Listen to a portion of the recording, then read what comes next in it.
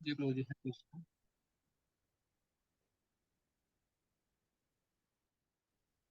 ओम ज्ञानतिमिरान्धस्य ज्ञानाञ्जनशलाकया चक्षुरुन्मिलितं येन तस्मै श्रीगुरवे नमः। श्रीचैतन्यमनोभीष्टं स्थापितं येन भूतले स्वयं रूपेण कलामहं ददाति स्वपदान्तिकं। वन्देऽहं श्रीगुरो श्रीयुतपत्कमलं श्रीगुरून् वैष्णवांश्च श्रीरूपं सागरजातं सहगण रघुनाथं तं सजीवं सावधेतं सावधूतं प्रीणं सहितं कृष्ण चैतन्य देवं श्री राधा कृष्ण पादान सहगण ललिता श्री विशाखांश। हे कृष्ण कृपा करुणा सिंधु दीनबंधो जगत्पते गोपेश गोपिका कांते राधे कांते नमस्ते तप्त कंचन गौरांगी श्री राधे वृंदावनेश्वरी विश्वानुस्ते देवी प्रणमामि हरि प्रिये वाञ्छा कल्पतरुश्च कृपा सिन्धुभैव च पतितानां पावनेभ्यो वैष्णवेभ्यो नमो नमः। जय श्री कृष्ण चैतन्य प्रभु नित्यानंद श्री अद्वैत गदाधर श्रीवासादि गौर भक्त। हरे कृष्ण कृष्ण कृष्ण हरे हरे हरे राम राम राम हरे हरे। नमे ओम श्रीपादाय कृष्णशाय भूतले श्रीमते भक्ति वेदांत स्वामी इति नाम। नमस्ते सरस्वती देवी गौरवाणी प्रचारिणी मेरे विशेष शून्यवादी पाश्चात्य स्थानी। हरे कृष्ण।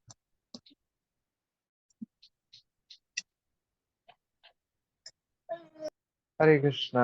आप सबका स्वागत है एक बार फिर से। तो हम अ, लगातार तीसरे हफ्ते में संप्रदाय आचार्यों के बारे में बात कर रहे हैं।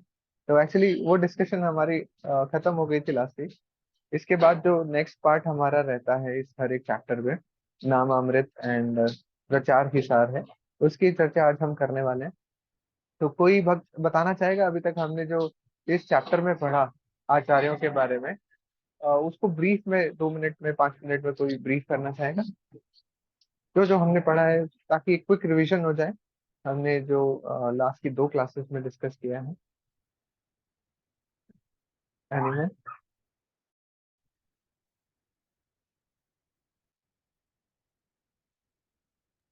हरे कृष्णा प्रभु जी।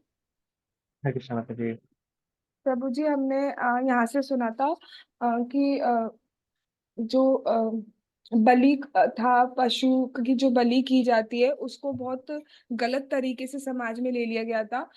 अपने सेंस ग्रेटिफिकेशन के लिए यूज करने लगे थे। तो इसलिए भगवान बुद्ध रूप में आए और उन्होंने ऐसा कहा कि शास्त्र को उस टाइम, क्योंकि ये जरूरी था इसलिए ये कहा गया कि शास्त्र को ना माने। उसके बाद ये प्रचार हो गया कि शास्त्र को ना माने, वेद को ना माने। तो उसके बाद फिर शंकराचार्य रूप में आए और मतलब बेसिकली जो नेगेटिव चल रहा था उसको जीरो पे लाने का प्रयास किया गया, क्योंकि एकदम डायरेक्ट से वन पे लाते तो लोग विश्वास नहीं कर पाते, श्रद्धा नहीं कर पाते।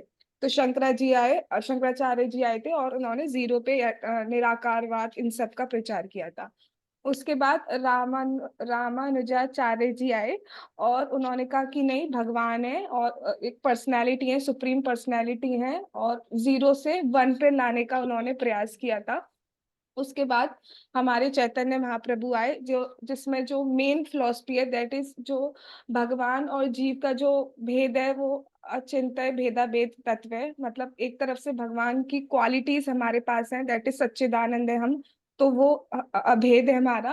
लेकिन क्वांटिटी वाइज बहुत बड़ा भेद है, तो उस सेंस में बहुत बड़ा डिफरेंस भी है। यस।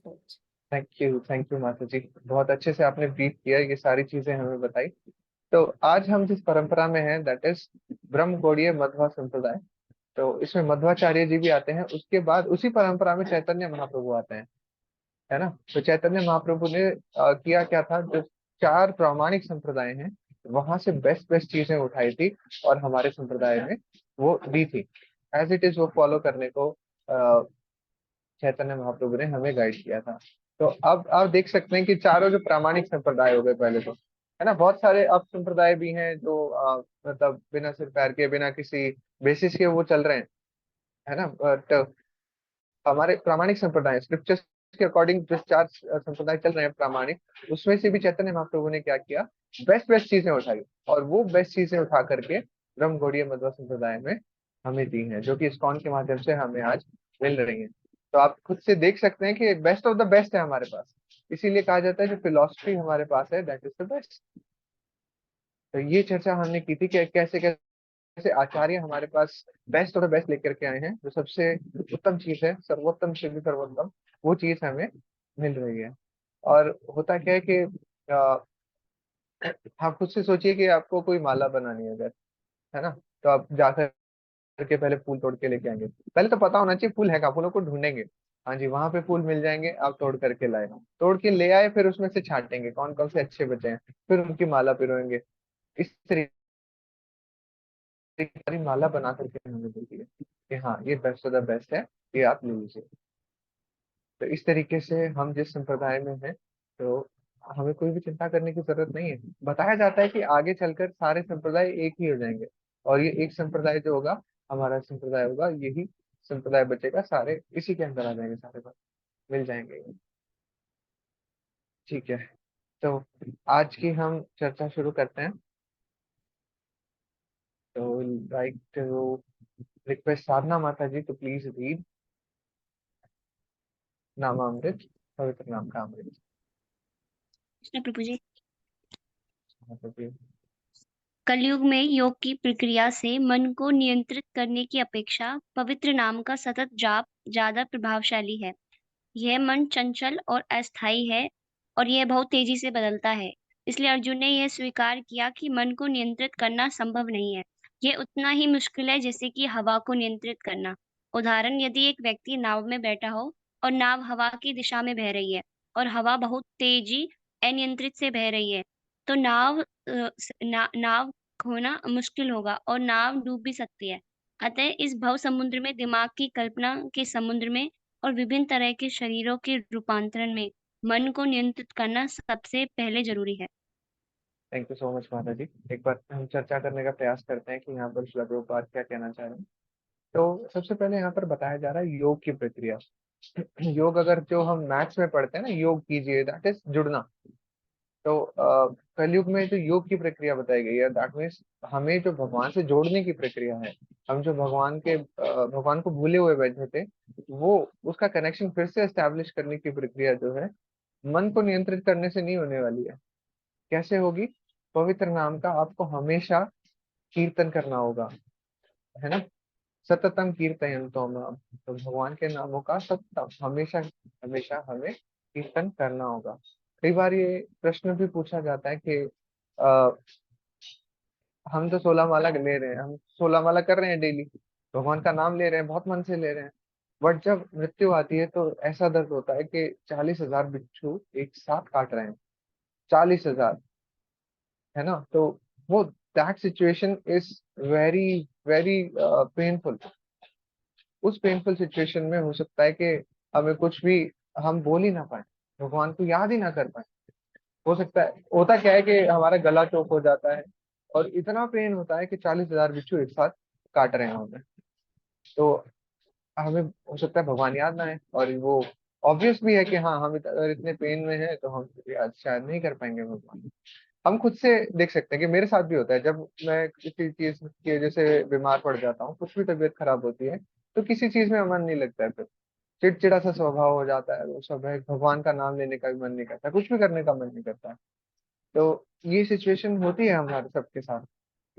और एक आप खुद से सोचिए, जब इतना पेन हो रहा होगा तो कैसे हम भगवान का नाम लेंगे। एक भक्त बता रहे थे कुछ टाइम पहले ना, जगन्नाथ यात्रा गई थी जिससे कमल कृष्ण प्रभु जी के लीडरशिप में। तो उस टाइम पे जैसे रियलाइजेशन शेयर किए जाते हैं कि क्या हुआ यात्रा में, आपको कैसा लगा, क्या अच्छा लगा यात्रा से जब वापस आ रहे होते हैं। तो एक वक्त बड़ा सुंदर बता रहे थे कि हम आज, मैं ये रियलाइज कर पा रहा हूँ कि हम कितना माया में फंसे हुए हैं। हम जगन्नाथपुरी धाम में बैठे हुए हैं, भगवान के धाम में बैठे हुए हैं, पर हमें बुखार हो गया तो हम भगवान को भूल गए, वहां पर पड़े हुए हैं ऐसे। तो हम देख सकते हैं कि भगवान को कैसे भूल जाता है। और कितना अच्छा रियलाइजेशन उन प्रभु जी ने शेयर किया था, मुझे अभी भी याद आता है वो। तो बिल्कुल सही सटीक बातें उन्होंने बोली थी कि हम माया के प्रभाव में, कुछ भी छोटी सी चीज हो जाएगी ना, हम सबसे पहले भगवान को भूलेंगे, हम अपनी चिंता की तरफ ध्यान देने लगेंगे, अरे मुझे ये हो गया, मुझे वो हो गया। बट जब मृत्यु आती है तो इसकी सिचुएशन कितने मल्टीपल टाइम्स हो जाती है, कितने गुना प्रॉब्लम हो रही थी, कितना ज्यादा दर्द हो रहा होता है। तब क्या होगा? फिर भगवान का नाम ये याद आता है। तब भगवान कहते हैं कि आप चिंता मत कीजिए, मैं खुद आपको याद दिलाऊंगा, और मैं खुद भगवान का नाम, मैं खुद मेरा नाम निकलवाऊंगा। तो भगवान इतने दयालु हैं। इसीलिए यहाँ पर बताया जाता है कि हमें सततम मतलब डेली हमें भगवान का नाम जपना चाहिए, हरि नाम हमें लेना चाहिए। ठीक है। तो और नेक्स्ट पैराग्राफ में यहाँ पर बताया जा रहा है कि योग की प्रक्रिया जो है वो क्यों कारगर सिद्ध नहीं होती है। यहाँ पर बहुत सुंदर एग्जाम्पल अर्जुन जी का प्रेजेंट किया जा रहा है। अर्जुन जो भगवान के परम सखा है ना, उन्हीं के कजन है। तो वहां पर आप देख सकते हैं श्लोका क्या बोल रहे हैं अर्जुन। चैप्टर 6 है ये भगवत गीता का, और श्लोका 34 है। चंचलम ही मना कृष्णा प्रमाथि बलवदृढ़। क्या बोल रहे हैं जो कृष्ण, ये जो मेरा मन है ना बहुत ही ज्यादा चंचल है, और हवा की गति को तो मैं अपने वाणों से कंट्रोल कर लूंगा, बट इस मन की गति को कंट्रोल नहीं कर पा रहा हूँ मैं। और ध्यान में हमें क्या करना होता है, योग में क्या करना होता है, योग की प्रक्रिया ध्यान वगैरह जो भी है, हमें करना क्या होता है, अपने मन को कंट्रोल करना होता है सबसे पहले। और हमें अपनी आंखों को नाक के अगले हिस्से पर केंद्रित करना होता है, और कमर सीधी कर करके बैठना होता है, और भगवान के सुंदर रूप का हमें ध्यान करना होता है। पर मन तो इतना चंचल है कि भागेगा, मन तो आएगा ही नहीं भगवान की तरफ। हम आप खुद से सोचिए, जब हम जप करने भी बैठते हैं ना, तो तरह तरह के ख्याल आते हैं। मेरे साथ तो डेली होता है ये, कि जब भी आप जप करने बैठेंगे मुझे कुछ ना कुछ जरूर काम ध्यान आएगा। अरे ये काम करना था, मुझे उसको ये इन्फॉर्म करना था, मैं बताना ही भूल गया उसे। तो ये आज जाकर के मुझे ये काम करना है, मुझे ऑफिस का काम याद आ रहा है, ये सब तरीके के काम याद आते हैं उस टाइम पे। तरह तरह की चीजों में मन भागता है। और मन कितना फास्ट भागता है आप खुद से सोच सकते हैं। अभी बैठे हुए आप ये ध्यान कीजिए पहाड़ों का, ऐसे पहाड़ों में पहुंच जाएंगे जैसे वहीं पे हो, बहुत टाइम से वहीं पे हो। समुद्र का ध्यान कीजिए, एकदम से पहुंच जाएंगे। किसी भी चीज का आप ध्यान कर लीजिए यहाँ पे, और ऐसे पहुंचा देगा मन, बहुत ही तेज स्पीड से। हवा भी नहीं पहुंच सकती इतनी जल्दी, इतनी तेज स्पीड से मन हमें पहुंचा देगा। तो अर्जुन जब ये चीज बता रहे हैं कि मन इतना चंचल है, एक्चुअली अर्जुन बहुत ही सिद्ध पुरुष है। उनको ऐसी कोई प्रॉब्लम्स नहीं थी कि भगवत गीता उनको सुनाई जाए। उन्होंने सिर्फ एक रोल प्ले किया था ताकि हम जैसे बद्ध जीवों का उद्धार हो सके, है ना। ये रोल प्ले में, और वो क्या बता रहे हैं, ये चीज सारी सारी व्यथा बता दी उन्होंने कि मेरा मन बहुत चंचल हो रहा है, और ये सब मैं कंट्रोल कर सकता हूँ पर मन की गति मुझसे कंट्रोल नहीं हो रही है कृष्ण। सारी चीजें वो बता रहे हैं। तो फिर यहाँ पर अर्जुन भी स्वीकार कर रहे हैं कि हवा को नियंत्रित कर लेंगे बट मन को नियंत्रित नहीं कर पा रहे हैं। और यहाँ पर एग्जाम्पल भी दिया जा रहा है कि यदि एक व्यक्ति नाव में बैठा हो और बहुत तेज हवा चल रही है ना, और वो अनकंट्रोल्ड हवा है, और नाव भी जो है उसको चलाना बहुत मुश्किल हो रहा है, तो क्या हो सकता है, नाव डूब भी सकती है। और इस भव समुद्र में क्या होगा, अगर दिमाग की कल्पना से समुद्र में और विभिन्न तरह के शरीर में रूपांतरण में मन को सबसे पहले नियंत्रित करना जरूरी है। तो इतनी तरीके की हवाएं हैं हमारे पास, इतने तरीके के डिस्ट्रैक्शंस हैं, मन को कैसे कंट्रोल किया जाए नहीं कर पा रहे हैं। मन को एक्चुअली बताया जाता है, इसलिए अमोघ लीला प्रभु जी बताते हैं कि मन को कंट्रोल नहीं किया जा सकता। मन आपको कुछ कहे ना, कि जैसे माला कर रहे हो, मन करेगा एक बार फोन उठा लेता हूँ, मैं देखता हूँ मैसेज किसका है, या उसको कॉल कर लेता हूँ, उसको ये सेवा के बारे में बताना है, या ये जो भी चीज है मैं उसको ये बताऊंगा, अभी कॉल कर लेता हूँ, फिर मैं भूल जाता हूँ बाद में। तो मन को क्या बोलना है, मन को ये बोलना है कि बेटा रुक जाओ अभी, रुक जा 5 मिनट, 5 मिनट में हरि का नाम ले लो, उसके बाद मैं पक्का कॉल करूंगा और खूब गप्पे मारेंगे। 5 मिनट रुक जाओ बस, ऐसे करके टाल देना। 5 मिनट बाद फिर से कहेगा मन, अरे 5 मिनट हो गए, घड़ी देखो। फिर से मन कहेगा कि चलो अब कॉल कर लो, अब ये काम कर लो, जो काम आपने प्रोकास्टिनेट किया था, जो काम टाल दिया था, अब ये काम कर लो। फिर से मन को यही बोलना है, बेटा 5 मिनट और, 5 मिनट और। तो ऐसे करके हमारा मन, वहां से हम टाल पाएंगे। एक्चुअली होता क्या है, भगवान ने बताया कि हम और मन दोनों भिन्न वस्तुएं हैं। जब तक आप मन को अपने से भिन्न नहीं मानोगे ना, तब तक कुछ नहीं हो सकता। आप मन को ये मान लेते हो कि मैं, मेरी आवाज है, बट मन हमसे अभिन्न है, भिन्न है, सॉरी डिफरेंट है। मन अलग है और हम जीवात्मा अलग है उससे, ये मानना चाहिए। और हम अपनी बुद्धि से मन को कंट्रोल कर सकते हैं।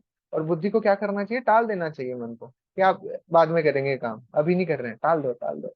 और टालते रहेंगे ना, और हरि नाम हम लेते रहेंगे, तो मन भी शुद्ध होगा उस हरि नाम से।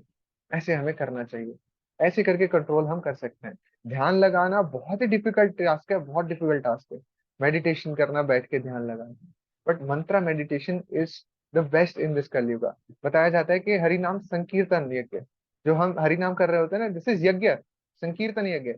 और इसमें हम क्या करते हैं, किसी भी हवन की बात करें, अगर यज्ञ की बात करें, तो उसमें एक यज्ञ पुरुष होता है जो तरह तरह की आहुतियां यज्ञ में डाली जाती होती है ना, वो यज्ञ पुरुष एक्सेप्ट करता है। और जब हम हरि नाम का संकीर्तन यज्ञ कर रहे होते हैं, हरि नाम ले रहे होते हैं, माला जप रहे होते हैं, उस टाइम क्या होता है, हम जो आहुतियां डाल रहे हैं ना, वो हरि नाम की आहुतियां डाल रहे हैं। यज्ञ पुरुष कौन है एक्सेप्ट करने वाले? जो हमारे हृदय में परमात्मा बैठे हुए हैं, वो उस चीज को एक्सेप्ट करते हैं। And this is the best यज्ञ इन कलयुग।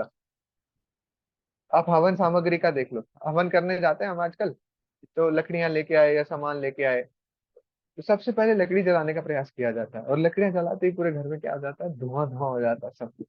हमें नहीं पता वो लकड़ी सूखी है, गीली है, मिट्टी है, उसके अंदर क्या है, हमें नहीं पता कितनी प्योर है वो। जो सामग्री हम यूज कर रहे हैं, घी हम यूज कर रहे हैं, बोला जाता है ना इतना दूध ले आना, इतना घी ले आना, इतनी दही ले आना। जो सामग्री हम लाए, कौन सी लाए? पैकेट वाली लाए। हमें नहीं पता कितना प्योर है वो। एक्चुअली अडल्ट्रेशन तो रहता ही है चीज में, that is impure, very very impure, है ना। और पहले के टाइम पर जब यज्ञ, त्रेता युग में यज्ञ विधि बताई गई थी कि यज्ञ के बेसिस पे भगवत प्राप्ति होती थी, वो आज के टाइम पे यज्ञ अभी पॉसिबल नहीं है। और इतनी सारी एडल्ट्रेशन है, इतनी सारी प्रॉब्लम्स हैं। पहले के समय में क्या होता था, त्रेता युग में इतने सिद्ध महात्मा होते थे, इतने शुद्ध ब्राह्मण होते थे, मंत्र उच्चारण करते थे और हवन कुंड की अग्नि प्रज्वलित हो जाती थी। आज के टाइम पे कोई ढूंढ के दिखा दो ऐसे जो मंत्र से अग्नि प्रज्वलित कर दे, बहुत ही विरला होगा, कोई ना कोई। होंगी ये सिद्धियां, होंगी किसी न किसी के पास, बट बहुत विरला व्यक्ति होगा जिसको ढूंढ पाना बहुत ही मुश्किल है। इसीलिए यहाँ पर प्रभुपाद जी साफ साफ बता रहे हैं कि कलयुग में best Vidhi is the Hari नाम संकीर्तन, है ना। तो जो हमारा मन इधर उधर भाग रहा है, उसको भागने दो, उसको बस टालते रहो कि नहीं ऐसा नहीं करना चाहिए। एक जगह ऐसा भी कहीं बताया गया है, मैंने बहुत टाइम पहले ही पढ़ी थी, कोई डिवोटी भी बता रहे थे कि सोते उठते ना, जब भी आप सोने जाओ तो मन को जूते लगाओ, जब आप उठ रहे हैं तो झाड़ू से पीटो उसको। बस कहा हो जा रहा है कि मन जो कह रहा है ना, उसको टाल दो। This is the gist of this thing, कि यही चीज बताई जा रही है कि मन को टाल दो भाई। जो मन कह रहा है ना, वो मैं नहीं हूँ, मैं वो जीव जो हूँ, मैं मन से भिन्न हूँ, अलग हूँ मैं मन से। और जो मन मुझे बार बार ये इसमें किसी चीज में फंसाने की कोशिश कर रहा है, हमें इसे टालना है। ऐसे करके हम भगवान की भक्ति में लग पाएंगे। जो सततम कीर्तन का मान है, तभी हो पाएगा, अदरवाइज इतना डिस्ट्रैक्ट हमें करता ही रहेगा। यस, नेक्स्ट पैराग्राफ अब कौन रीड करेगा? अनन्य प्रभु जी, आप रीड कर लीजिए। द वर्ड इज नियमित साधना। साधन यहाँ पे लिखा हुआ है, साधना होना चाहिए यहाँ पे। हरे कृष्ण प्रभु जी। हरे कृष्णा प्रभु जी। नियमित साधन नियमित साधना से व्यक्ति मन को नियंत्रित कर सकता है और यह योग पद्धति का नियम है। अभ्यास योग युक्तेन, Bhagavad Gita 8.8।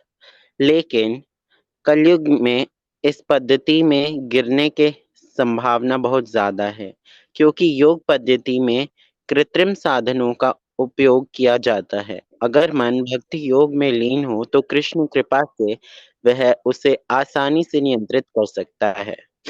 Thank you Prabhu ji, thank you. तो यहाँ पर बताया जा रहा है कि जो अगर योग पद्धति, जो भी ध्यान योग वगैरह है, जो भी पद्धतियां हैं, हठ योग है, अगर हम उसमें जाएंगे ना, उसमें फॉल डाउन की बहुत ज्यादा पॉसिबिलिटी है, हम उसमें फॉल डाउन हो जाएंगे। पर अगर हम नियमित साधना करें तो मन अपने आप ही नियंत्रित होगा। और मन को भक्ति योग में लीन करना हो तो कृष्ण कर लें अगर हम, तो कृष्ण को हम आसानी से पहुंच सकते हैं और मन को भी आसानी से नियंत्रित कर सकते हैं। यस प्रभु जी, आगे भी कंटिन्यू कर सकते हैं। नेक्स्ट पैराग्राफ भी आप पढ़ लीजिए।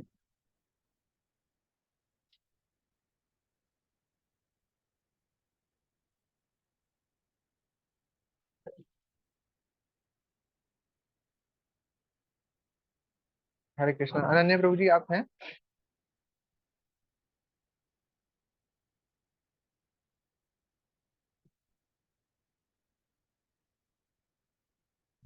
आई थिंक कुछ प्रॉब्लम है। शोभा माता जी, आपका स्वागत है आज के सत्र में। प्लीज आप पढ़ देंगे यहाँ से, अतः चैतन्य महाप्रभु ने यह सुझाया है।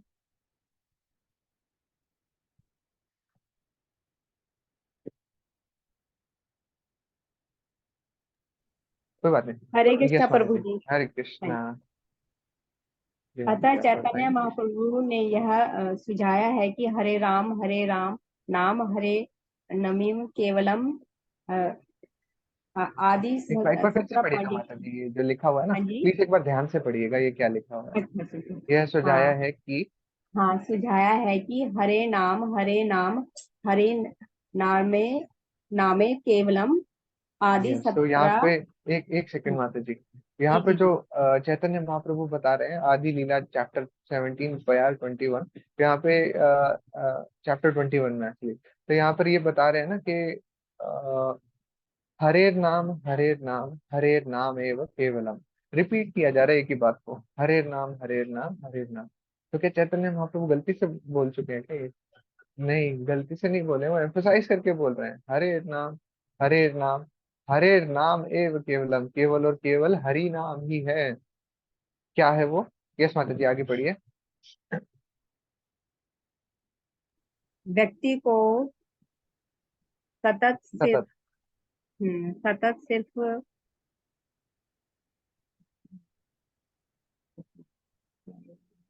हाँ, हरि नाम का ही हरि नाम का जाप करना चाहिए, क्योंकि भगवान का पवित्र नाम भगवान श्री हरि से भिन्न नहीं है। हरे कृष्ण के सतत नाम से व्यक्ति अपना मन श्री कृष्ण के चरण कमलों में स्थित कर सकता है। सब सवे मनः कृष्ण प्रदाविंदः, और इस तरह से वह योग की पूर्णता प्राप्त कर सकता है। नहीं तो स्थायी मन इंद्रिय तृप्ति के लिए कल्पनाओं के धरातल पर घूमता रहेगा, और उसे एक शरीर से दूसरे शरीर के रूपांतरित होते रहना पड़ेगा। थैंक यू सो मच माता जी। तो यहाँ पर चैतन्य महाप्रभु ने क्लियरली हमें इंस्ट्रक्शन दी है, हरेर नाम हरेर नाम एव केवलम, कलौ नास्तेव नास्तेव नास्तेव गतिर अन्यथा। कि कलयुग में इसके अलावा और कोई हमारी गति नहीं है, नहीं है, नहीं है। This is the best way to achieve Krishna consciousness, कि भगवान के निकट हमें अगर जाना है, भगवान की प्राप्ति हमें करनी है, इस भव बंधन से छूटना है, जो हमारा भाव होना चाहिए, जो एक्चुअली हम हैं, जीवेर स्वरूप होए कृष्णेर नित्य दास, जो हम भगवान के नित्य दास हैं, वो हमें अचीव करना है। तो हमें क्या करना पड़ेगा? हरि नाम का कीर्तन करना पड़ेगा, और केवल हरि नाम का कीर्तन। एक और बहुत अच्छा पॉइंट यहाँ पर आ रहा है कि भगवान का पवित्र नाम जो है ना, भगवान हरि से भिन्न नहीं है, अलग नहीं है उनसे। हम खुद से देखते हैं कि आज कलयुग में जैसे नाम होते हैं ना लोगों के, किसी का नाम होगा सुंदर, और होगा कैसा? एकदम एकदम हो सकता है वो भद्दा दिखता हो, नाम क्या है पर सुंदर। कलयुग में ऐसा पाया जाता है अक्सर। तो हिज ग्रेस अमल कृष्ण प्रभु जी ने लास्ट संडे को एक बहुत सुंदर लेक्चर लिया था, हरि नाम के ऊपर की, हरि नाम की महिमा के ऊपर ही था वो। और उसमें बहुत सुंदर एग्जाम्पल उन्होंने बताया था, मैं कोशिश करूंगा वो एग्जाम्पल दोहरा पाऊँ। तो होता क्या है कि पहले के जमाने में जब शादियां होती थी ना, तो लोग अक्सर मिला नहीं करते थे एक दूसरे से। तो एक लड़की की ऐसी शादी हो गई, और माता जी की शादी होने के बाद, और उनको नाम भी नहीं पता था एक्चुअली, नाम तक नहीं पूछते थे, मिलना तो छोड़ो, नाम भी नहीं पूछते थे क्या नाम है। शादी हो गई, शादी करने के बाद वो माता जी वहां गई और उन्होंने पूछा कि आपका नाम बताइए। तो वो कहते हैं कि मेरा नाम तो ठन ठन पाल है। क्या नाम है? ठन ठन पाल। अरे अरे, ये कैसा नाम होता है ठन ठन पाल? मुझे नहीं पसंद आया आपका नाम, ये नाम बदल लो आप। तो वो व्यक्ति कहते हैं कि नहीं, मैं बिल्कुल नहीं बदल सकता, मेरे माता पिता ने बहुत चाव से मेरा नाम रखा है, मैं नहीं बदल सकता। तो फिर 2 दिन बाद फिर ऐसे बात टल जाती है, 2 दिन बाद फिर से कहते हैं कि नहीं, मुझे आपका नाम पसंद नहीं है, आप नाम बदलिए, या तो आप नाम बदल लीजिए या मैं घर छोड़ के जा रही हूँ, ऐसा बोलते हैं। तो फिर ठन ठन पाल जी फिर कहते हैं कि नहीं भाई नहीं, पिताजी ने नाम दिया था, माता पिता ने, मेरे पेरेंट्स ने नाम दिया था, मैं बिल्कुल नहीं बदलूंगा। फिर वो मन ही मन ऐसे सोचते हैं कि ये तो ऐसे ही बोलती रहती है, कोई बात नहीं, जाने दो, ये कौन सा घर छोड़ के जाने वाली है, नहीं कुछ नहीं होता, वो इग्नोर कर देते हैं। उसके बाद क्या होता है, कुछ दिन बाद फिर उनकी फ्रस्ट्रेशन ऐसे बढ़ती जाती है इस नाम के ऊपर, और वो घर छोड़ के सच में चली जाती हैं, और घर से निकलती हैं बाहर, और फिर नाम की उत्सुकता तो मन में चली रही है। वहां पर ना एक बाहर जाते हैं, एक तो एक स्त्री को, वहाँ एक लड़की को देखते हैं कि कोई लकड़ियां बिन रही थी, वो लकड़ियां उठा रही थी। उसके बाद नाम की क्यूरियोसिटी रहती है उनके अंदर, उनसे पूछती हैं कि आपका नाम क्या है? वो कहती है लक्ष्मी। तो नाम लक्ष्मी है, कितना मन में उनके ऐसा जाता है, नाम लक्ष्मी और कर क्या रही है ये? लकड़ियां उठा रही है। ठीक है, फिर इग्नोर करके और आगे चलते हैं। आगे जाके देखते हैं, कोई इंसान ना भूसा ढो रहा होता है, भूसा उठा करके इधर से उधर ले जा रहा है, ढो रहा है वो। फिर उनसे फिर नाम पूछते हैं वो, कि आपका नाम क्या है? वो व्यक्ति कहते हैं मेरा नाम है धनपाल। क्या नाम है? धनपाल। और काम क्या कर रहे हैं? वो भूसा ढो रहे हैं। ठीक है, तो वो उनको भी छोड़ के आगे निकल जाती है। आगे जाते हैं, देखते हैं तो शव यात्रा निकल रही होती है। फिर क्यूरियोसिटी होती है कि इनका नाम पूछते हैं। पूछा जाता है कि जो व्यक्ति चले गए, इनका नाम क्या था? कह रहे इनका नाम था अमर सिंह। तो ये सारे एनकाउंटर्स उनको हुए, ये सारी चीजें उनको देखने को मिली। उसके बाद क्या हुआ, वो वापस से घर आ जाते हैं। घर आकर के वो कहती है, लक्ष्मी बीने लकड़ी, लक्ष्मी बीने लकड़ी, घूस ढोवे धनपाल, अमर सिंह तो नहीं रहे, भले है मेरे ठन ठन पाल। तो इतनी सुंदर कथा प्रभु जी ने सुनाई थी। बहुत अच्छी लगती है मुझे ये, और 2-3 बार प्रभु जी सुना चुके हैं। जितनी बार सुनता हूँ मुझे और ज्यादा एक्साइटमेंट फील होती है कि कितनी अच्छी स्टोरी है और कितना लेसन इसके अंदर हमें मिल रहा है। लक्ष्मी बीने लकड़ी, लकड़ी बीन रही है कौन? लक्ष्मी। और भूसा किसको ढोना पड़ रहा है? धनपाल जी को। अमर सिंह नहीं रहे, उनको इस धराधाम से जाना पड़ा, छोड़ना पड़ा उनको। तो जो हमारे ठन ठन पाल जी है ना, बहुत अच्छे हैं।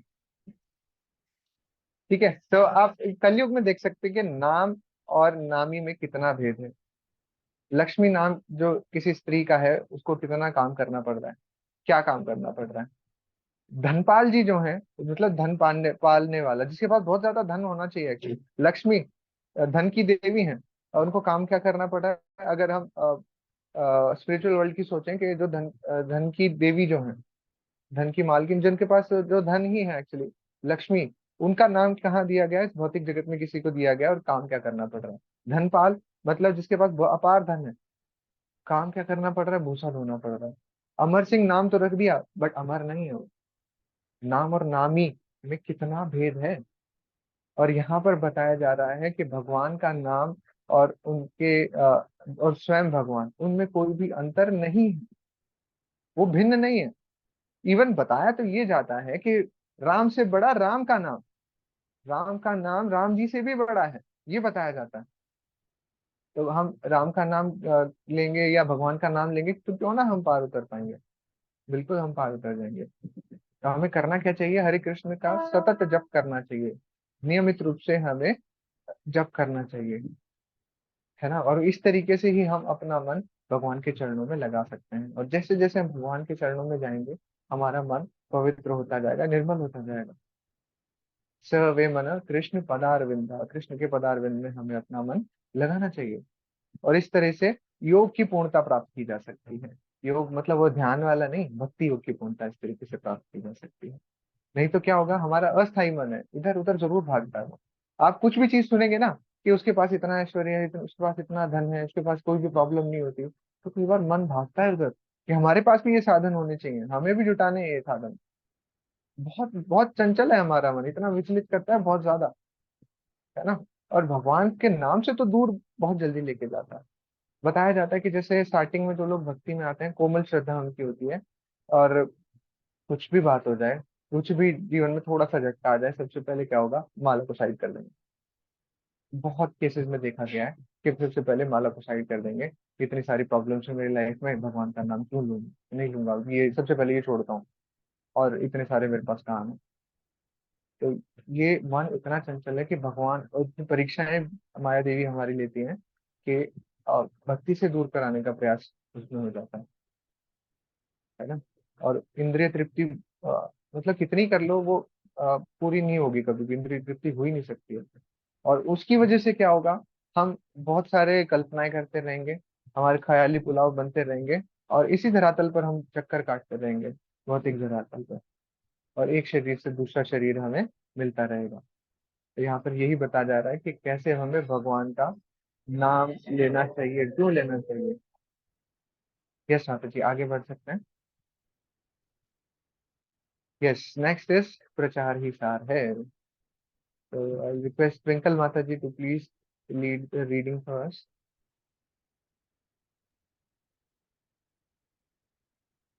भक्त को प्रचार करना चाहिए, इससे उसे आत्म साक्षात्कार की दिशा में अग्रसर होने में सहायता मिलेगी। यदि कोई जीव कृष्ण भावनामृत में विकास करता है और अन्यों के प्रति दयालु होता है, तथा यदि उसका आत्म साक्षात्कार विषयक आध्यात्मिक ज्ञान पूर्ण होता है, तो वह भव बंधन से तुरंत मुक्ति पालेगा।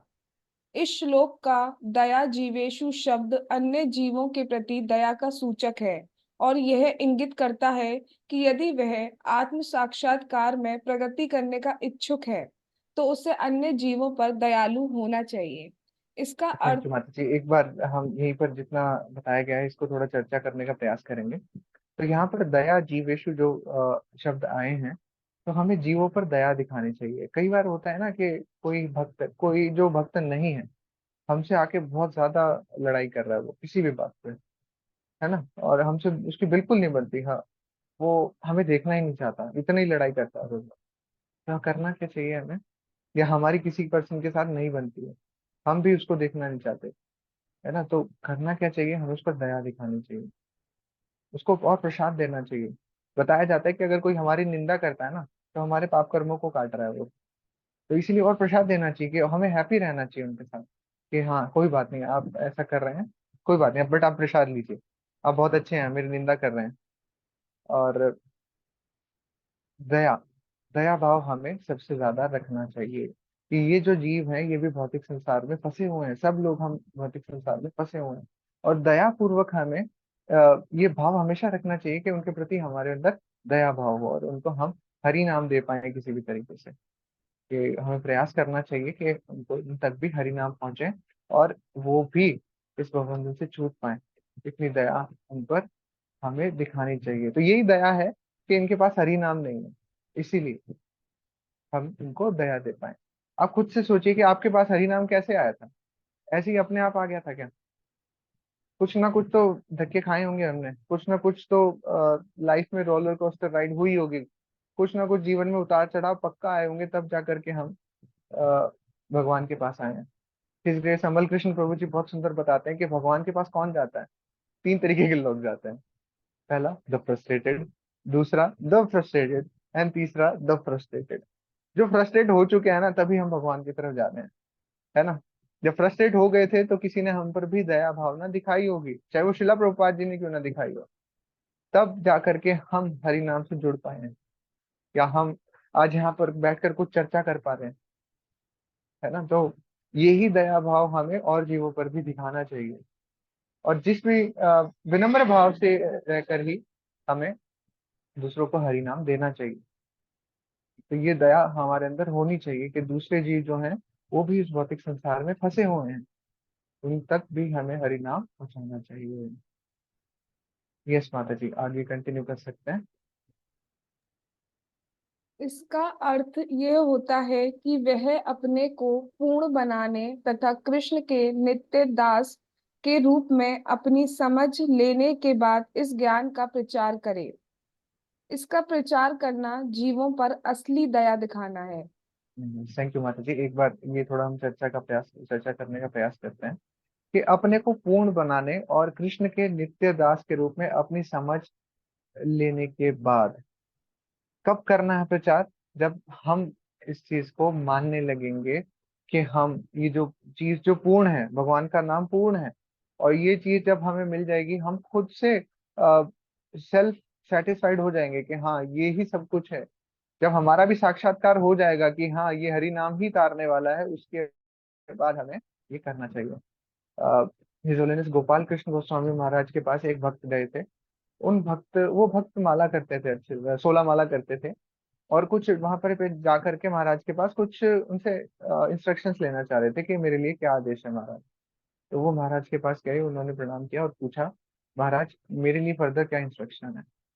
तो महाराज ने बोला, आप यू चैंट अटेंटिवली, अपने 16 माला आप अटेंटिवली पूरी करो, उसके बाद बात करेंगे क्या करना। तो महाराज एक्चुअली इनके पास ये सिद्धि थी कि वो जान लेते थे कि अटेंटिव राउंड्स नहीं चैंट कर रहे हैं, है ना। तो उनको ये इंस्ट्रक्शन दी कि आप पहले हरि नाम कीजिए, उसके बाद आपको इंस्ट्रक्शन देंगे कि क्या करना है। जब हरि नाम से वो खुद शुद्ध हो जाएंगे, तब जा करके आगे हमें कुछ करना चाहिए। तो एक्चुअली ये सब हम सबके लिए लेसन है। हम जब किसी को हरि नाम देना चाह रहे हैं, तो सबसे पहले हमें खुद से सेटिस्फाइड होना होगा। अब जब हम खुद से सेटिस्फाइड हो जाएंगे, तो हमारे अंदर जो परमात्मा है वो खुश रहेंगे, वो परमात्मा हमसे खुश होंगे। तो फिर जो सामने वाले के अंदर परमात्मा है, वो अपने आप रेसिप्रोकेट करेंगे, और अपने आप से वो प्रचार होगा। दिव्य ज्ञान हृदय प्रकाशित हो, तो हमारे अंदर जो दिव्य ज्ञान है वो अपने आप से प्रकाशित होगा। जब हम खुद से मतलब समझ पाएंगे कि हाँ हमारा आत्म साक्षात्कार हो चुका है, फिर प्रचार करने में भी कोई दिक्कत नहीं आएगी। बताया जाता है कि जो हम अटेंटिव चैंटिंग 16 राउंड की करते हैं ना, अगर सुबह बहुत ध्यान से कर लेते हैं, तो हमारे अंदर परमात्मा है वो खुश हो जाते हैं।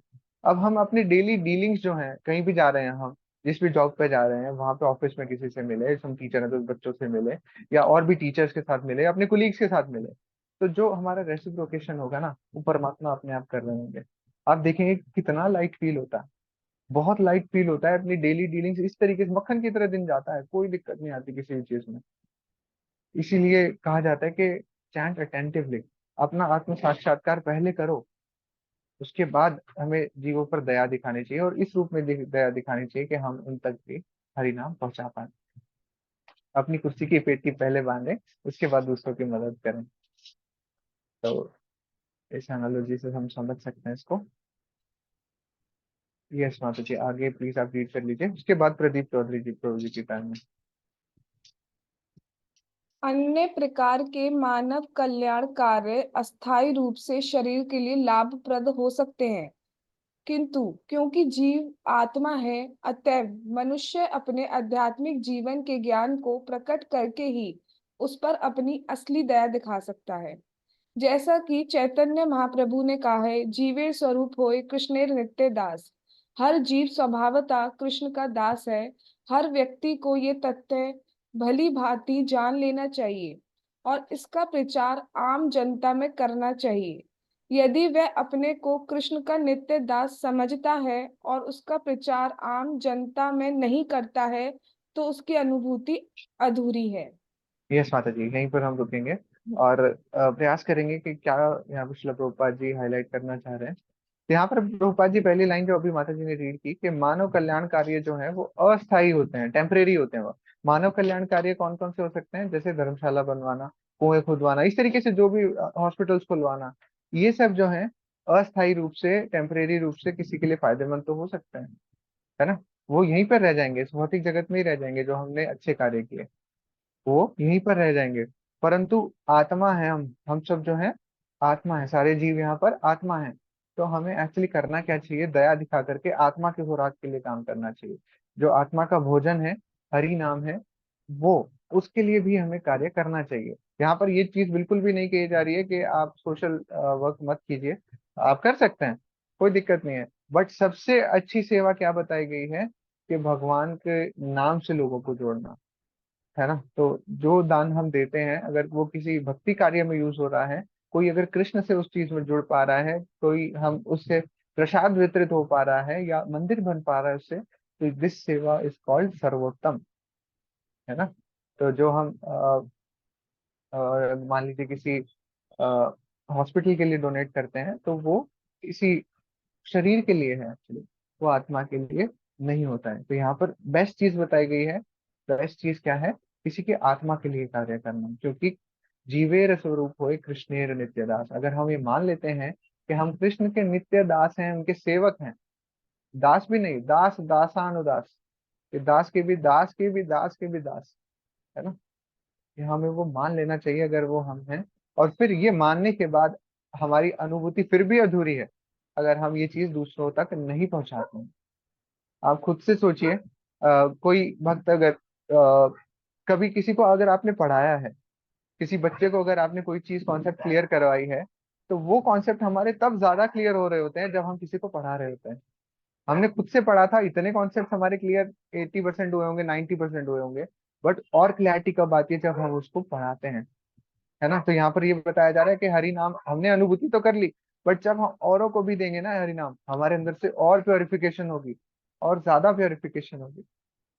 तो जब तक हम इसको आम जनता तक नहीं पहुंचाते हैं, हमारी जो रियलाइजेशन है वो अधूरी है। तो यहाँ पर भक्ति सिद्धांत सरस्वती ठाकुर ने बहुत अच्छा गाया है। दुष्ट मन तो किसेर वैष्णव, प्रतिष्ठा तारे निर्जना धरे, तब हरि नाम केवल कहतव। बात नीचे दिखाई, इसकी ट्रांसलेशन भी दी गई है। I will request Pradeep Chaudhary Prabhu ji, तो प्लीज आप ये रीड कर दीजिए कि भक्ति सिद्धांत सरस्वती ठाकुर क्या कह रहे हैं अपने मन के बारे में। हरे कृष्णा प्रभु। हरे कृष्णा प्रभु जी। मेरे प्रिय मन, तुम किस तरह के वैष्णव हो? मिथ्या प्रतिष्ठा तथा भौतिक ख्याति के लिए तुम एकांत में हरे कृष्ण महामंत्र का जप कर रहे हो। थैंक यू प्रभु जी। अभी हम फिर से थोड़ी सी यहाँ पर चर्चा करने का प्रयास करेंगे। भक्ति सिद्धांत सरस्वती ठाकुर जो शिला प्रभुपाद जी के भी गुरु महाराज हैं, वो क्या कह रहे हैं, अपने मन को क्या बोल रहे हैं वो, कि तुम कुछ नहीं हो, कहता हो कर रहे हो, तुम सब भक्ति नहीं कर रहे हो। किस तरीके के वैष्णव हो, क्या चाहते हो? प्रतिष्ठा की भावना है आपके अंदर, मान सम्मान चाहते हो, भौतिक ख्याति चाहते हो कि भौतिक में कुछ मिल जाए। खुद के मन को वो देखिए, आप कैसे इतने सिद्ध वैष्णव, महान वैष्णव शिल प्रभुपाद जी के भी गुरु महाराज, वो किस तरीके के भजन गा रहे हैं, है ना? कि आप हरि नाम नहीं कर रहे हो, सिर्फ सिर्फ आप दिखावा कर रहे हो ये सब चीजें करने के लिए। और एकांत चीज यहाँ पर वर्ड बहुत ही अच्छा यूज हुआ है। एकांत की हरेर भक्ति उत्पात एव कल्पते। एकांत की हरेर भक्ति उत्पात एव कल्पते। उत्पात ही करती है अगर आप एकांत में जाकर के हरि नाम लेना चाहते हो, आप अपनी ख्याति बढ़ाना चाहते हो, अपनी प्रसिद्धि चाहते हो, किसी भौतिक चीज के लिए आप काम करना चाहते हो, अगर आप एकांत में जाकर के हरि नाम कर रहे हो। एकांत में हमें हरि नाम नहीं करना चाहिए, भक्तों के बीच में रहकर हमें हरि नाम करना चाहिए। ऐसा क्यों जरूरी है? पहली चीज, हम खुद रेगुलेटेड रहेंगे, कोई ना किसी के अकाउंटेबल हम रहेंगे। ऐसा बताया जाता है ना कि अपनी भक्ति को विजिबल बनाओ। जो आजकल ये जपा ऑनलाइन हो रहे हैं, क्यों हो रहे हैं ये? कि आप अपने घर पर बैठकर अपनी जो आपकी साधना है उसको दूसरों को दिखाओ। आप खुद रेगुलेटेड रहोगे, उससे आप खुद ही, हमारा मन इधर उधर नहीं भागेगा, है ना? तो इससे ये बहुत बड़ा फायदा है कि हम अगर सबके साथ बैठ करके करते हैं तो ये हमारा बहुत बड़ा फायदा है। हम खुद से रेगुलेटेड रहते हैं, अकाउंटेबल रहते हैं हम अपनी साधना के लिए। दूसरी चीज ये है कि हम वो दूसरों को इंस्पायर भी कर रहे होते हैं। होता क्या है कि कोई भक्त अगर नहीं अटेंटिवली चैंट कर पा रहा था, तो वो हमें दूसरों को देख करके बहुत ज्यादा इंस्पायर होगा। तो ये कितना अच्छी चीज है जो हम अपनी साधना को विजिबल कर रहे हैं। तो एकांत में बैठ करके हरि भक्ति नहीं करनी चाहिए। ऐसा एग्जाम्पल भी आता है कि एक भक्त था, उसने कहा कि मैं अकेले जा करके भक्ति करूंगा, अपनी 64 माला करूंगा डेली। तो उन्होंने कहीं एकांत स्थान में अपना वो बना लिया। शिला प्रभुपाद जानते थे कि ज्यादा कुछ होने वाला नहीं है, कुछ दिन बाद ये वापस ही आएंगे या इधर उधर गायब हो जाएंगे कहीं। तो उन्होंने 1 दिन माला की, 2 दिन माला की, 3-4 दिन की, उसके बाद वो गायब हो गए वहां से, गायब हो गए। शिला प्रभुपाद जी से पूछा किसी ने, वो कहाँ गए? तो कोई भक्त नहीं जानता कहाँ गए। कुछ दिन बाद घूम फिर के वापस के टेम्पल में आए और फिर बताया कि नहीं, मन लग रहा था अकेले में, हो ही नहीं पा रही थी माला। तो इसीलिए हमें भक्तों के संग में रहना चाहिए, वो हमें हमारे ऊपर कंट्रोल रखेंगे। भगवान ने तो हमें free will they the, but हमारे ऊपर कंट्रोल अब कौन करे फिर? हमारा मन तो इधर उधर भाग रहा है, उसका कंट्रोल करने के लिए कोई ना कोई चाहिए। तो ये भक्त ही है जो हमें वापस से साधना में वापस से लाइन पर लेकर के आते हैं।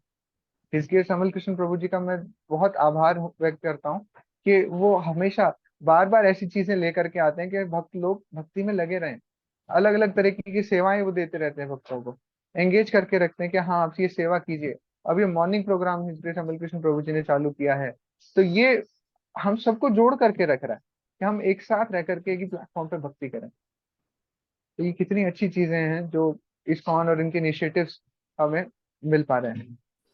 यस प्रदीप प्रभु जी, हम आगे कंटिन्यू कर सकते हैं। इस तरह प्रचार न करने वाले लोगों की आलोचना की गई है। वृंदावन में ऐसे अनेक वैष्णव हैं जो प्रचार कार्य पसंद नहीं करते।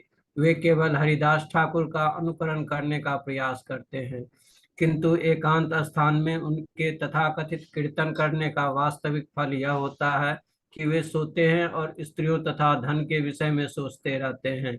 इसी तरह जो व्यक्ति सिर्फ मंदिर पूजा में लगा रहता है किंतु जन समुदाय के हितों की अनदेखी करता है या भक्तों को पहचान नहीं सकता है, वह कनिष्ठ अधिकारी कहलाता है।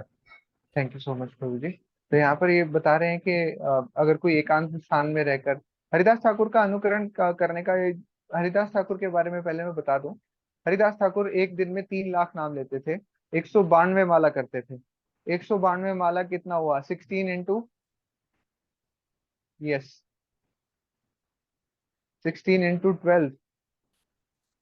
16 माला करने में लगभग 2 घंटे लगते हैं। और वो 12 टाइम्स कर दीजिए आप उसका, इतना नाम लेते थे हरिदास हरिदास ठाकुर, इसीलिए उन्हें नाम आचार्य भी कहा जाता है। तो 24 घंटे ही हो गए लगभग, अपना पूरा समय हरि नाम में देते थे। कुछ जो जो भी अपनी क्रियाएं प्रतिदिन की करनी है वो करनी है, उसी टाइम में प्रसाद भी पाना है, जो टाइम बच गया और बाकी समय में उनको हरि नाम ही लेना है। तो ऐसे उनका अनुकरण करने का, कोई उनको ब्लाइंडली फॉलो करने का कोई प्रयास करता है अगर, तो वो बहुत ही गलत चीज है। हम नहीं कर सकते हैं किसी का अनुकरण।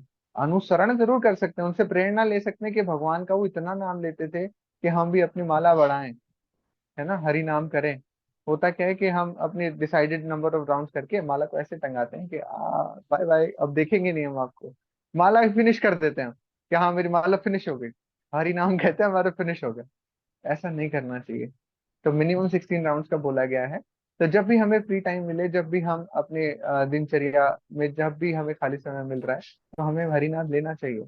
कभी भी ऐसा नहीं सोचना चाहिए कि हरिनाम फिनिश कर दिया हमने, है ना। 16 माला हो गई, दैट इज वेरी गुड। वो मॉर्निंग साधना बहुत अच्छी चीज है। डिसाइडेड राउंड जितने भी हमने करने हैं, 8 करने हैं, 12 करने हैं, या 4 करने हैं, 5 करने हैं, वो करने के बाद हमें हमेशा ये सोचना चाहिए कि सततम कीर्तन प्रणाम, किस तरीके से भगवान का स्मरण हम हमेशा कर पाए। और मंदिरों में कई होता है, कई लोग मंदिरों में जाते हैं, पूजा अर्चना करते हैं, पर जनहित के बारे में उनके ऊपर दया वाली चीज जो है वो नहीं दिखाते हैं, औरों को भी हरिनाम के लिए प्रेरित नहीं करते हैं। तो क्या होता है, हम अपना प्रॉपर आत्म साक्षात्कार नहीं कर पा रहे हैं। कनिष्ठ अधिकारी उसे बोला जाता है। एक्चुअली अधिकारी की भी 3 कैटेगरीज हैं। कनिष्ठ अधिकारी जो कि सबसे हाँ। नीचे लेवल पे हैं, फिर होते हैं एक मध्यम अधिकारी, और फिर होते हैं उत्तम अधिकारी। ऐसे करके 3 कैटेगरीज बताई गई हैं अधिकारी की। तो वो जैसे जैसे गुण उनमें पाए जाते हैं भक्ति के, वैसे वैसे वो होते हैं। तो कनिष्ठ अधिकारी यहाँ पर बता रहे हैं कि अगर कोई भक्तों को हरि नाम नहीं वितरित कर पा रहा है और खुद से नाम लिए जा रहा है, तो दैट इज कॉल्ड कनिष्ठ अधिकारी, जो सबसे नीचे लेवल वाले वो कहे जाते हैं। हरे कृष्णा। तो आज की क्लास हम यहीं पे वाइंड अप करते हैं।